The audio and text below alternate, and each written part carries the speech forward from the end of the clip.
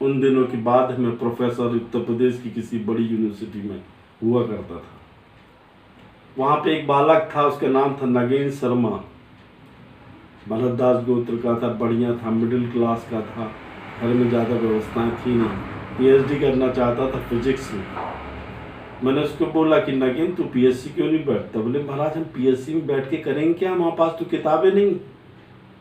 मैंने vice chancellor को बोल के विश्वविद्यालय की लाइब्रेरी में वो किताबों की व्यवस्था कराई जो पीएचडी में लगती हैं।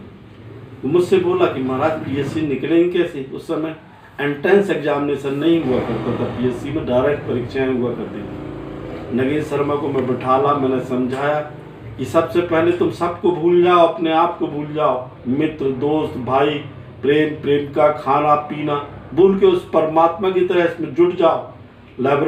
मैंने उसको विशेष परमिशन दिलाई कि वो जिस लेबोरेटरी में बैठता था पढ़ने के लिए, जिस लाइब्रेरी में बैठता था 8 से 10 घंटे पढ़ता, उसके नोट्स बनाता, परीक्षा देने की तैयारी करता। उसने परीक्षा दी और रिटन एग्जामिनेशन क्वालिफाई किया। उसका इंटरव्यू हुआ उस क्षेत्र में, जगह जो बड़ा जगह थी इस राज्य की, उसके जगह परीक्षा होने के बाद इंटरव्यू में भी सेलेक्ट हुआ और उसकी उस राज्य में तीसरी पोजीशन आई। वो बहुत बड़ा एडमिनिस्ट्रेटिव ऑफिसर बना। उसने बोला महाराज आपका फार्मूला मुझे समझ में आ गया है, परीक्षाएं तो हमको देनी है, read write and think more, this is a formula to success any PSC examination in this country, you have to think yourself in that matter. खो जाओ उसमें, मैंने कहा था, जितना पढ़ते हो उतना लिखो, रेफरेंस समेत उसको लिख के आओ परीक्षा में। इंटरव्यू देने गया तो बतलाया इंटरव्यू में 50 नंबर के प्रश्न, 50 प्रश्न पूछे गए थे, इसमें 45 सही रहे। ये हम लोगों का सौभाग्य कि मिडिल क्लास लोअर क्लास के बच्चे भी अब इंटरव्यू दे रहे हैं, जिनके पास कुछ नहीं है उनके पास परमात्मा है। हम लोग भी तो एक इस क्षेत्र में आए, हमारे पास क्या था? कोई हमारे घर के आदमी अवगढ़ हुए थे क्या?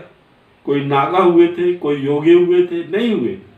हमको अपना गुरु प्राप्त हुआ। जितने भी पीएससी मिलते हैं उनको गुरु की जरूरत होती है, गाइडेंस की जरूरत होती है। बात आई गई हो गई।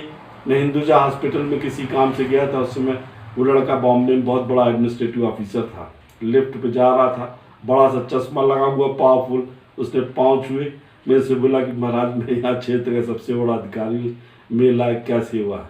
मैंने बोला गरीबों की सेवा करो, निर्धनों की सेवा करो, वो बच्चों को पढ़ाओ लिखाओ, प्रशासनिक अधिकारी बनाओ जो गरीब घर से हैं, उनके पास खाने के लिए नहीं है, उनकी किताबों की व्यवस्था करो, उनके लिए कोचिंग की व्यवस्था करो। कम से कम तुमको मैंने गाइडेंस दिया तो तुम कम से कम 20 बच्चों को तो आईएएस आईपीएस या प्रशासनिक अधिकारी पीएससी से बनाओ। उसने वैसे किया और पिछली बार जब मुझे मिला तो उसने बताया कि मेरे गाइडेंस में 3 यूपीएससी में और 2 पीएससी में बच्चे निकले। मैं कहना चाहता हूँ लोगों को कि ऐसी कोचिंग देनी चाहिए जहाँ पैसा न लगता हो। उसमें बिहार के भी हमारे कुछ लोग हैं जो फ्री में यूपीएससी की कोचिंग दे रहे हैं। अरे कुछ किसी गरीब के बच्चे को तो बना के देखो, उनका बनाना ही परमात्मा के दर्शन करने के बराबर होता है। मैं आध्यात्मिक गुरु इसलिए कहना चाहता हूँ कि दर्शन करना हो परमात्मा के तो गरीब के बच्चों में करो। जय माँ।